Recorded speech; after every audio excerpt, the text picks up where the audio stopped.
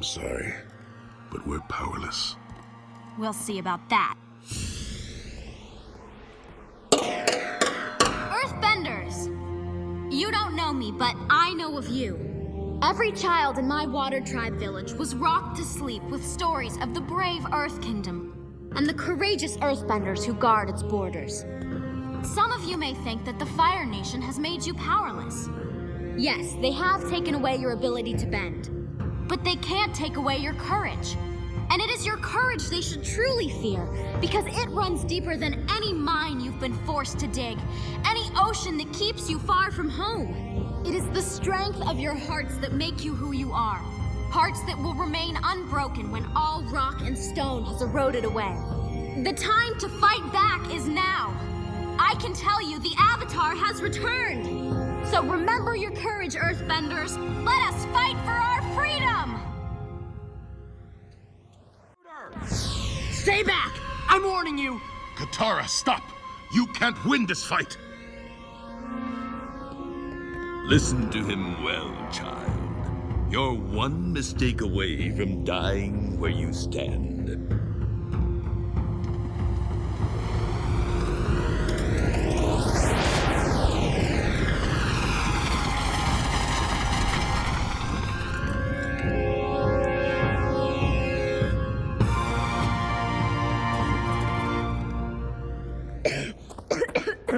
Here's your chance, Earthbenders! Take it! Your fate is in your own hands!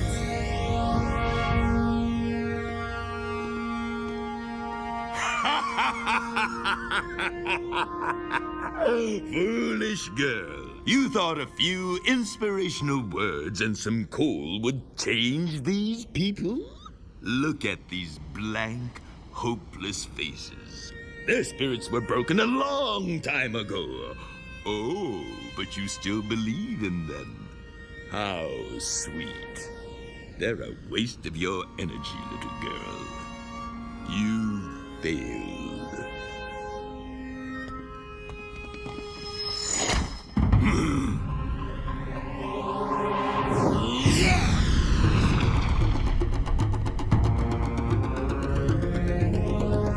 Show no mercy! For the Earth Kingdom! Attack!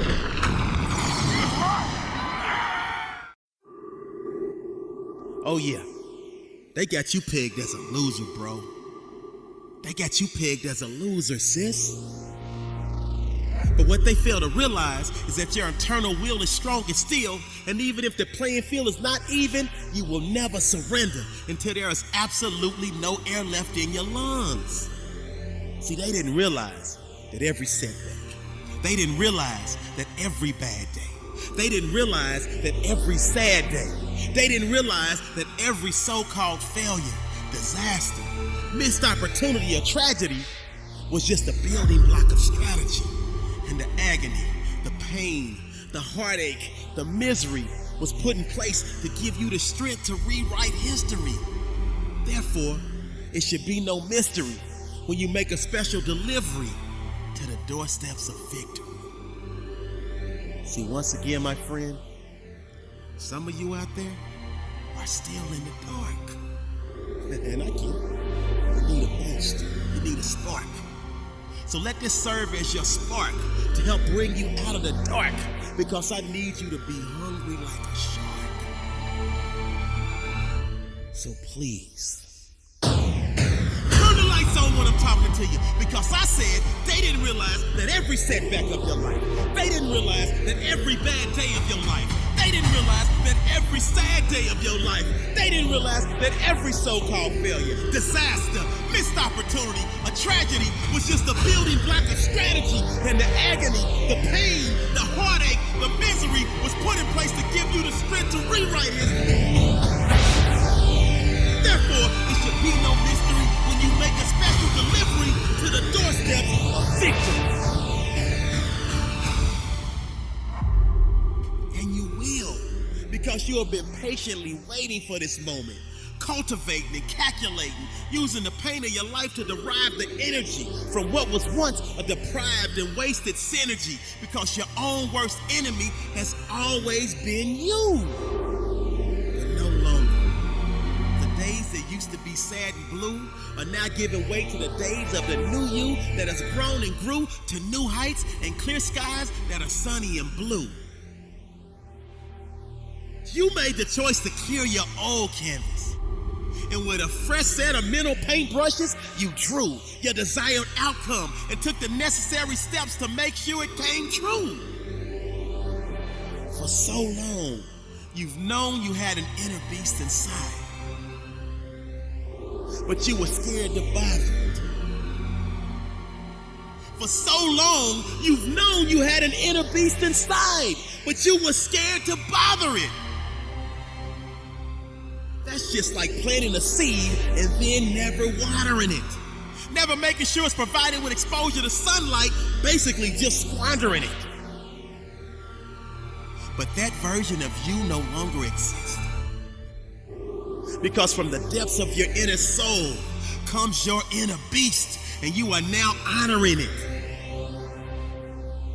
That seed that was planted in your soul has been patiently waiting. That seed that was planted in your heart has been laying low for the perfect time.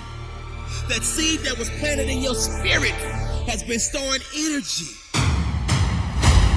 That seed that was planted in your mental has been digesting and processing.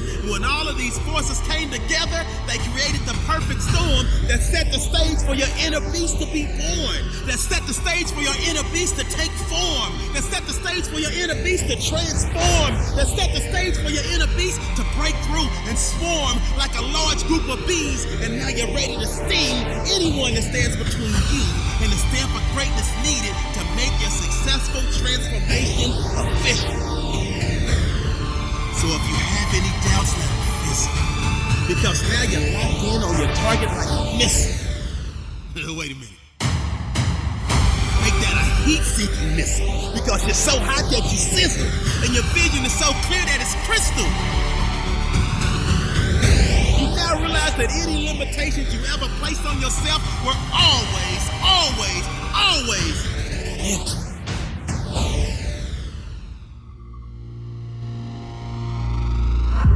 See, so many of us experience an extended pregnancy as it relates to giving birth to our dreams, our gifts, our true self-worth, and ultimately our legacy. But our inner beast is way overdue to be unleashed to the world. And thus, it went from a gentle rub to a light tap, to a subtle kick, to a strong push, to a stronger kick, and even a stronger push. See that desire that's telling you to get up and go do? That's your inner beast. The passion to keep pushing through, that's your inner beast. That voice in your head that's telling you to believe, that's your inner beast. That journey you have deep inside to achieve, that's your inner beast. The mental toughness to fall down 9 times and get back up 10, that's your inner beast. The resiliency to fight to the end, that's your inner beast. The heart you display to persevere through the dark days, that's your inner beast. The fear you overcame to lead and trailblaze, that's your inner beast. Listen to me. Your inner beast is waiting patiently for you to release it too. The happiest people don't have the best of everything. They make the best of everything. The happiest people don't always have the greatest financial wealth. They always have the greatest spiritual wealth. The happiest people don't always live in the best suburbs. They always live in the best states. Happiness is a mindset. Happiness is something we all can have because real happiness is never found outside of us. It is not found in possessions or wealth. Happiness is always and only found within us. It is a state of mind. They say happiness is the highest level of success. That couldn't be more true because everything we do is because we want happiness. The chasing of financial wealth is only because we think we would be happier and more people love us if we had the significance of being wealthy. The chasing of relationships is only because we think we would be happier if we had the ideal partner. Sure, there's nothing wrong with these things, but nothing can compare to genuine happiness. Nothing can compare to the inner peace you feel when you need nothing. The irony irony is, when you get to the place where you need nothing externally, you attract those great things into your life. The magic is, when you are happy, you attract more happy. Everything doesn't fall into place, and then you become happy. You find happiness and peace first, then everything falls into place. You can never control the events of life, but you can always control your response to it. You can always control your emotions. You can always control the meaning you give to each situation. Be the good you wish to see in your own life. Let it flow out of you first, and then it will flow back to you. Never forget. Your greatest measure of success will always be the level of happiness you feel consistently. Not money, not cars, not things, happiness. How happy are you on a consistent basis? Happiness will come like anything else. It will come if you practice it. One small positive thought in the morning can change your whole day. Start your day off with positivity. Fill your day with positivity. Spend time in gratitude. Make an effort to lift others. Be kind for no reason. Nothing makes you happier than lifting others up. Happiness comes when you have a positive expectation for your future. You've let go of your past, and your intention is to live fully in this powerful present moment, to make the most of this day.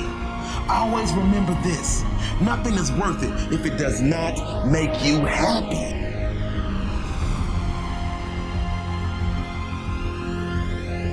One day you'll be gone. Nothing you're stressing over will matter in the end.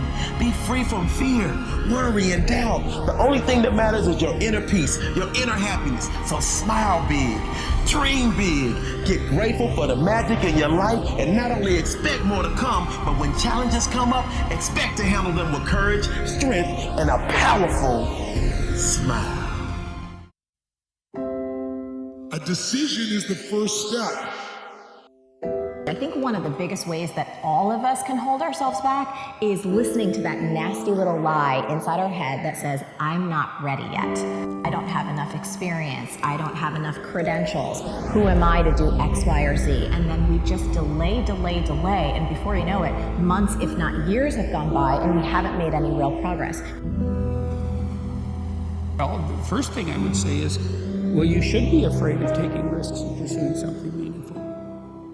But you should be more afraid of staying where you are if it's making you miserable. It's like the first thing you want to do is dispense with the idea that you get to have any permanent security outside of your ability to contend and adapt. You're paying a price by sitting there being miserable. You might say, well, the devil I know is better than the one I don't. It's like, don't be so sure of that. The clock is ticking. If you're miserable in your job now and you change nothing, in 5 years you'll be much more miserable and you'll be a lot older. Resolve means it's done. It's like, it doesn't even if you took action, it's done inside you, so it's done out there. There's no question whatsoever.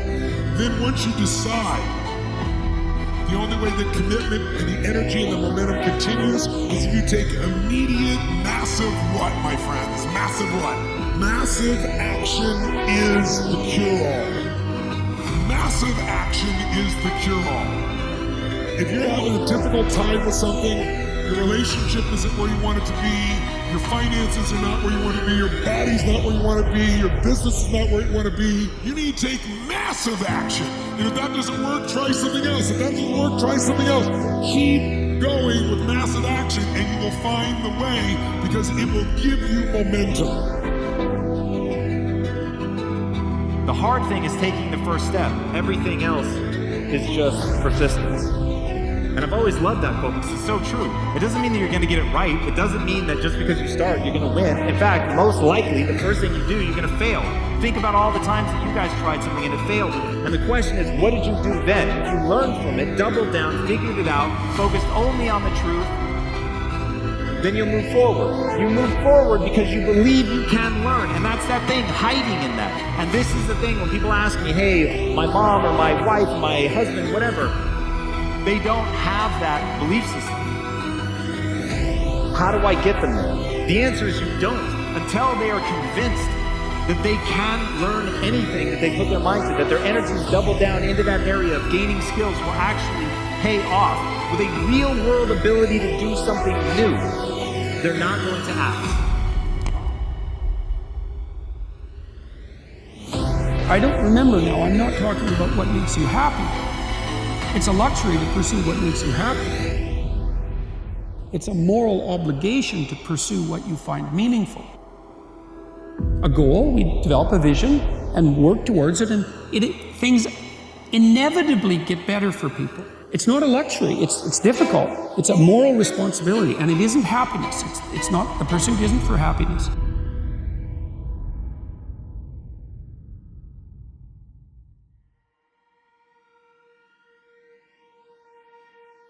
Life is the most brutal endurance sport of all time, and that's what we have to love about it. We have to flip it on its head and love the fact that life continues to attack us. There are no timeouts. You have to figure shit out on the fly. You have to be that person who's always prepared. But the solitude right now that all of us are dealing with is what we don't want to deal with. It's the fact that we have to think about all these things that we don't like about ourselves. We like to use life as a big escape. That escape is not there anymore. All these distractions that we use, they're no longer there.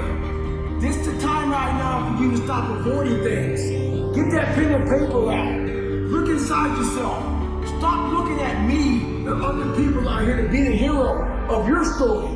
This is time for you right now in all that solitude to get to know who you are as a person. Be alone with yourself, knowing one thing in life. We are all very fragile in this world. We have to know that when we die with some meaning and some purpose in this world. Is to generate a vision of, it's not a plan or a strategy, it's a philosophical vision. Justifies your life in some way that you deeply believe. It has to be that. And it can't be trivial, because otherwise procrastination and instant gratification are going to rule you.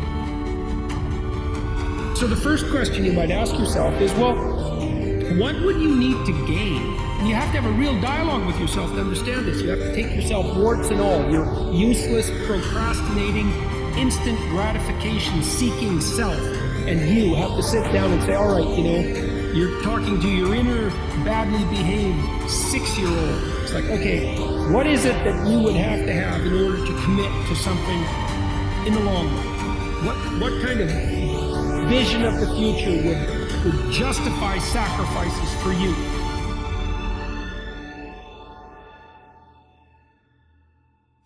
Here's the question. You're taking care of yourself like you're someone you care about. You can design a future that would be good for you if you were taking care of yourself. Write for 20 minutes. You can have what you want. It's 3 years down the road. You can have whatever you want. You have to aim for it and work for it. And you have to specify it. What is it?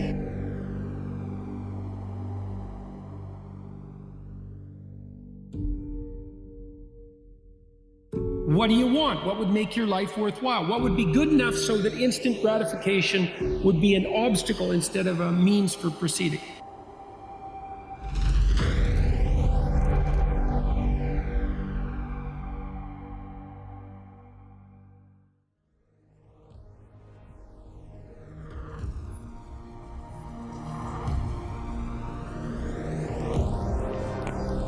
If you make a decision in a state without momentum, if you make a decision from a place where there's no passion, you are not going to get momentum. It'll kill momentum. It's decide, commit, and resolve. Some of you, in the past, you've gotten momentum, you've gotten passionate, you've even made a decision, but a decision is the first step. Decision is like a war. I gotta do this or that. All right, I'm gonna make myself do this. But commitment is when you now, after you've decided, you commit to do this for the long term. Whether it's hard or easy, doesn't matter. You're doing this.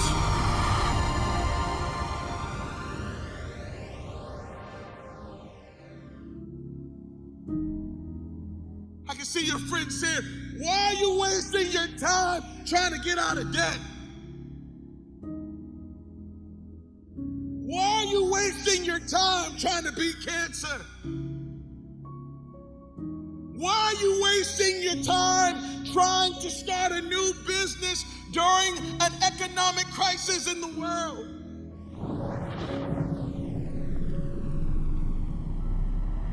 Here it is, you're trying to accomplish something. Here it is, you're trying to do something, and yet there's some fear, right? Because you've never seen anybody do it before. You're not sure if you're gonna make it. You're not sure if you can accomplish this thing. You're not sure if this thing can really happen. And what you really want is to send somebody in first to make sure that the coast is clear. You really want to send somebody in first to make sure that everything is all right. Well, I got good news for you. You are that one.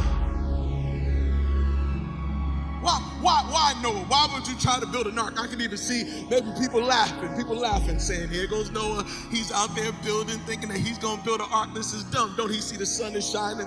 Doesn't he see how great things are? Doesn't he see that there's no need to even have an ark that big? That doesn't make sense. And I can hear people laughing at you. Why are you trying to get married, man? You know nobody gets married in our family. Why are you trying to be a millionaire? Come on, leave that alone. Ain't nobody trying to be no millionaire in our family. We don't make millions in our family. I see people laughing at you, and they laugh at Noah until that one day where that first drop of rain started falling on their head, and I know they was thinking, good God, it's raining out here. They laughed at Noah until it started to rain and rain and rain, and then they all wish they had an ark. They wish they had built themselves a boat. They wish they had built themselves something. Can I tell you something? The same thing is getting ready to happen to you. Oh, they're laughing now, but it's about to rain.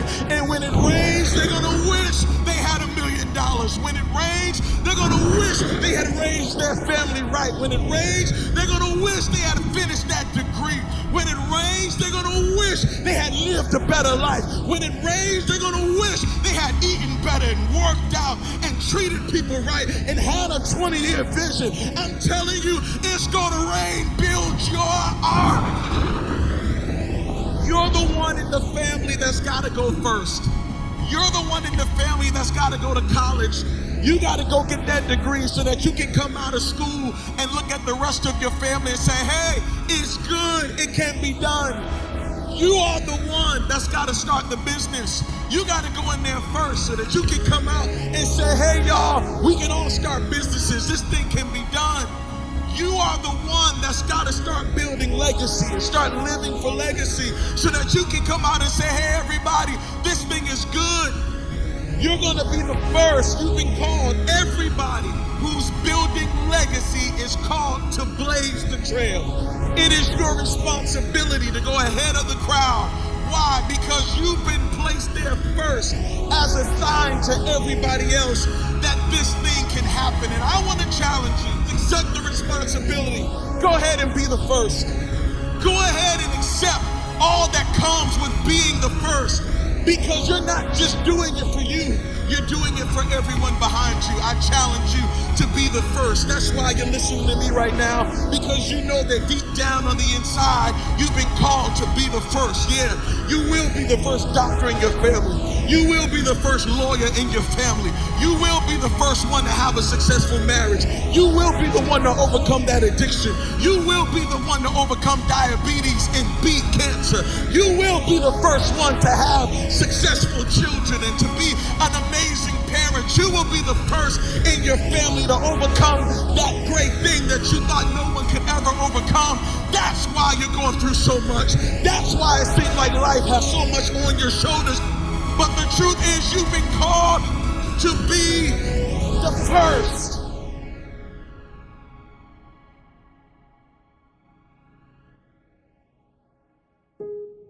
I need you to build. These are your building years. This is not your bitter years. These are your building years. You're building legacy. Yeah, you're building something for your children. You're building something for your children's children. You're building something for your wife that's on the way. You're building something for your husband that's on the way. You're building something not just for your first name, but your last name. You're building something. That's why God put you in the earth. He didn't put you in the earth just to exist. He put you in the earth to build something. He put you in the earth to break something. He put you in the earth to demolish something. He put you in the earth to make sure that you produce something, and something that would last. That's why you're here. That's why you're never satisfied. That's why you never quit. That's why you never give up. Because you've been called to build.